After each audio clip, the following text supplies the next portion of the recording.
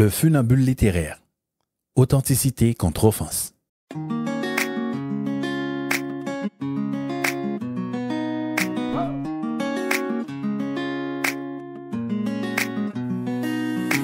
Lorsqu'un écrivain s'inspire de son expérience personnelle, son écriture s'imprègne d'une authenticité brute.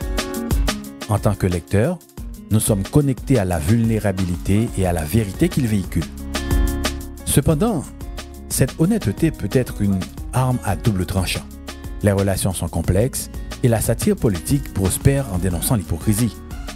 La satire qui touche de près peut ressembler à une attaque personnelle, même si elle n'est pas intentionnelle.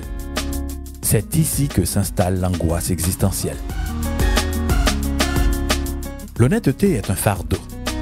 Un écrivain, imprégné d'existentialisme, comprend l'absurdité inhérente à la condition humaine.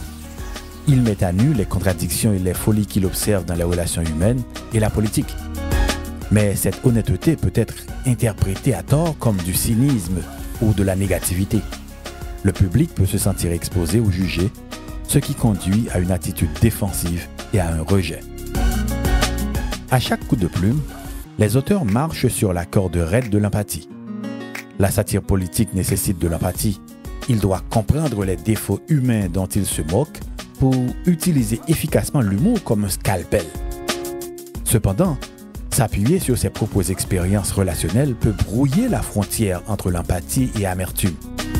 Les blessures du passé peuvent colorer sa représentation des relations, la rendant trop critique ou pessimiste. Le réel est un péril perpétuel. L'authenticité en écriture s'avère bien de fois très inconfortable. Il y a un malaise avec le réel dans l'interaction humaine. Nous préférons souvent les versions idéalisées des relations et de la politique. Notre écrivain, en exposant la réalité désordonnée, perturbe ce confort. Cet inconfort se manifeste par, premièrement, la résistance au changement. L'existentialisme met l'accent sur la responsabilité individuelle. La satire, en se moquant du statu quo, nous pousse à affronter des vérités inconfortables et potentiellement à changer.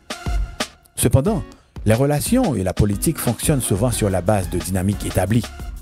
L'appel au changement de notre écrivain, aussi humoristique soit-il, peut être considéré comme perturbateur et malvenu. Deuxièmement, la peur de la vulnérabilité. Ces représentations pertinentes de difficultés relationnelles peuvent déclencher nos propres anxiétés et insécurités. De même, sa satire pourrait faire mouche, révélant des vérités que nous préférons garder cachées. Cela crée un désir de nous éloigner de l'écrivain et de sa réalité inconfortable. Mais finalement, il faut trouver du réconfort dans l'absurde. Ici, les fondements existentiels viennent en aide à l'écrivain. L'absurde devient source de force. Il reconnaît l'absurdité inhérente au comportement humain, tant dans les relations que dans la politique. Cela lui permet de, premièrement, embrasser le rire. La satire, à son meilleur, est un rire partagé face à nos faiblesses humaines. En adoptant l'humour absurde, il peut combler le fossé entre honnêteté et empathie, offrant une libération cathartique à travers le rire partagé. Deuxièmement, c'est rechercher une connexion à travers l'inconfort. L'inconfort suscité par son travail peut être un catalyseur d'introspection. En nous incitant à remettre en question nos hypothèses et nos comportements, en tant que personnes sociales et politiques, il se crée une opportunité de croissance et de connexion. En fin de compte, le défi d'un écrivain consiste à présenter le réel d'une manière à la fois pertinente et stimulante. Il doit franchir la frontière entre honnêteté et sensibilité en reconnaissant que l'inconfort peut être un tremplin vers une compréhension plus profonde. En embrassant l'absurde et en utilisant l'humour comme outil d'introspection, il peut continuer à exposer la complexité des relations humaines et les folies du paysage politique, trouvant du réconfort dans l'expérience partagée de la condition humaine.